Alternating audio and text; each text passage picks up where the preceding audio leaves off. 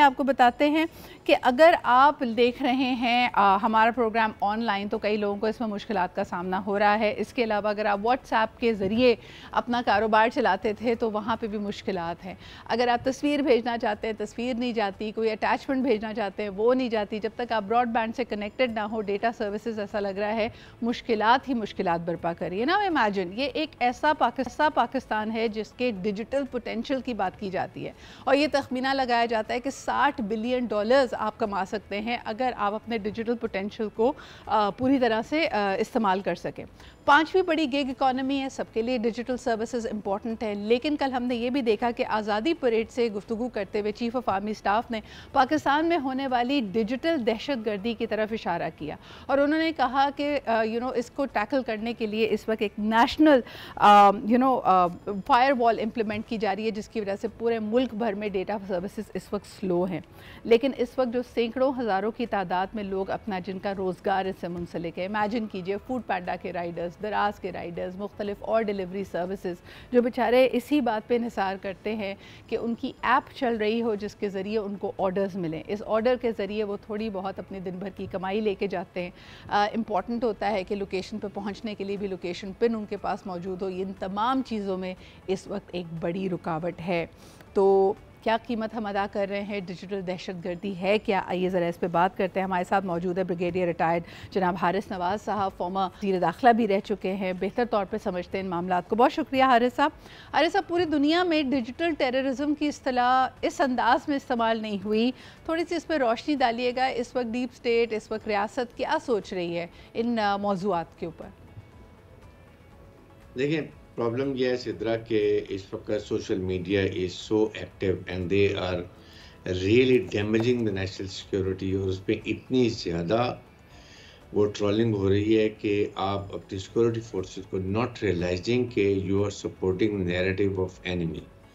Enemy کے narrative یہ ہے کہ کسی طریقے سے مسلح فوج اور عوام میں خلیج پیدا کی جائے, فوج کو بدنام کیا جائے, فوج کو کمزور کیا جائے اور اس کے بعد اپنے عزائم پورے کریں, جیسے انہوں نے عراق میں, لیبیا میں, سیریا میں, ان ممالک میں کیے, کیونکہ وہاں فوج کمزور تھی, عوام کا کانفیڈنس نہیں تھا اور وہاں بڑے اچھے طریقے سے ہو گئے. یہاں پر ریلائز انہوں نے یہ کیا ہے کہ پاکستان میں 2020 تک تقریباً ٹیررزم مسلح فوج نے ختم کر دی.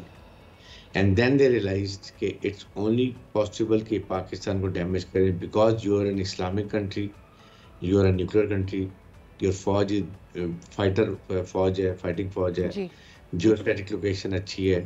اگر آپ اکنامک ترقی کریں گے تو بریگیڈیئر صاحب, یہ جو اس کی پیچھے جو سوچ ہے اس کے بارے میں تو ہم کافی دفعہ گفتگو کر چکے ہیں. تو ویژن از رائٹ, یہ خلیج اگر بڑھتا ہے تو پاکستان کے مفاد میں کبھی نہیں ہو سکتا.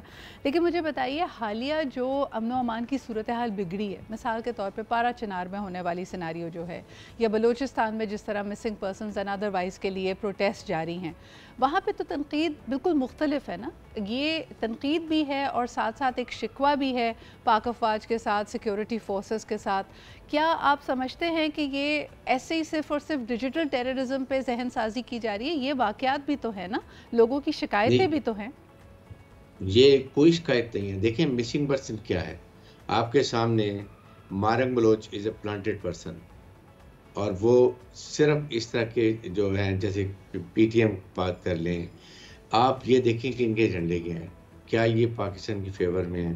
آپ کے سامنے اسلام آباد میں دھرنا ہوا تھا, مارنگ بلوچ نے خود کہا کہ ایران میں جب پاکستان ڈرون اٹیک کیا, سارے ٹیررسٹ جو مارے گئے, شی سیڈ کہ یہ ہمیں ہمارے مسنگ پرسنز ہیں, نام لیے, ان کو ہمیں باڈیز لانے دیں. یہاں پر گوادر پورٹ اتھارٹی میں ٹیررسٹ ایکٹیویٹی ہوئی, مارے گئے لوگ. اس کی 2 بہنوں نے کہا جی ہمارے بھائی ہیں, ہمیں کل ان کی باڈیز دیں.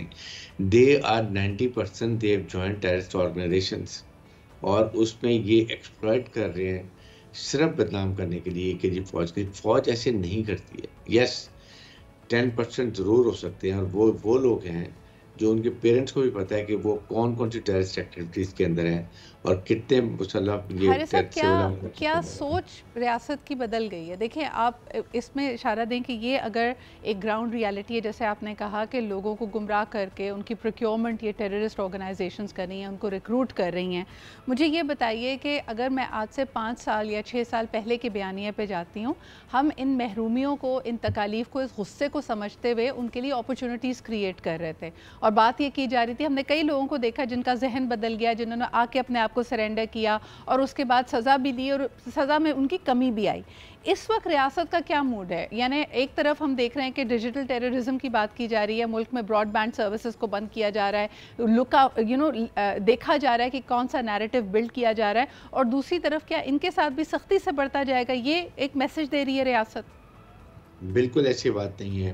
ریاست سمپل کہہ رہی ہے کہ آپ جو لوگ پکڑے گئے ہیں دے ہیو ریئلائز کہ what mistake they were doing it, اور انہوں نے خود بھی کہا، اور بہت لوگ ابھی واپس مین اسٹریم میں جوائن کر رہے ہیں، پہاڑوں سے اتر رہے ہیں.